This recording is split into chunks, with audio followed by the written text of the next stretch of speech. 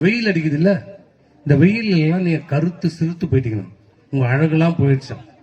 அதனால நீங்க என்ன பண்ணணும், இந்த 2000 ரூபாய் எடுத்துட்டு நீ உன் வீட்டுக்காரு, உன் பிள்ளைங்க, மாமனாரு, மாமியாரு, சக்காலத்தி, ஓரத்தி, அப்புறம் உங்க வீட்டுக்காருக்கு யாராவது குடும்பம் வந்தோன்னா அதையும் கூட்டுக்கிட்டு எது அதை தனியா வர சொல்லுவார்.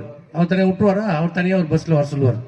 எல்லாரையும் கூட்டிட்டு இந்த 2000 ரூபாயில நீ கொடைக்கானல் ஊட்டிக்கு போய் 10 நாள் தங்கி குழு குழு குழு குழுன்னு இருக்கணுமா. எது 2000 ரூபாயில கோடைக்காலம், கோடைக்கால அப்புறம் 2000 ரூபாய்.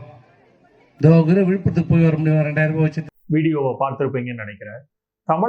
தமிழக அரசாங்கம் வழங்கக்கூடிய தமிழகத்தின் மகளிர்களுக்கான உரிமை தொகையாக அறிவிக்கப்பட்டு கிட்டத்தட்ட 1.31 கோடி மக்களுக்கு, மகளிருக்கு தமிழகத்துல இந்த உரிமை தொகை வழங்கப்பட்டு வந்திருக்கிறது. செப்டம்பர் 2023 ஆரம்பித்து கிட்டத்தட்ட 2.5-3 ஆண்டு காலமாக நிறைவு பெற்றிருக்கிறது இந்த திட்டம்.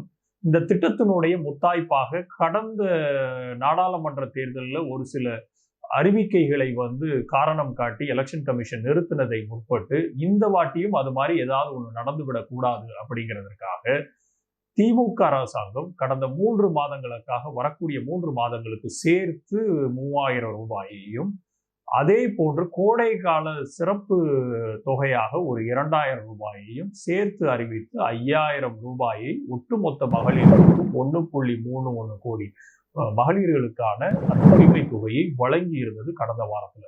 அப்போ இப்பேற்பட்ட ஒரு பெண்களால் மிகப்பெரிய ஒரு இரும்பு பெண்மணியாக கருதப்பட்ட செல்வி ஜெயலலிதா அவர்களால் வளர்த்தெடுக்கப்பட்ட அந்த ஒரு அமைச்சரவையில் இருந்த திரு சி.வி. சண்முகம் போன்ற ஆட்கள் எப்படி இந்த தமிழகத்தினுடைய மகளிர்களை கண்ணியப்படுத்துகிறார்கள் அப்படிங்கிறதுக்கு இந்த ஒரு காணொளி மட்டுமே போதும். அதிமுகவினுடைய கீழ்மட்ட தொண்டன் கூட இதை ரசிக்க மாட்டான்.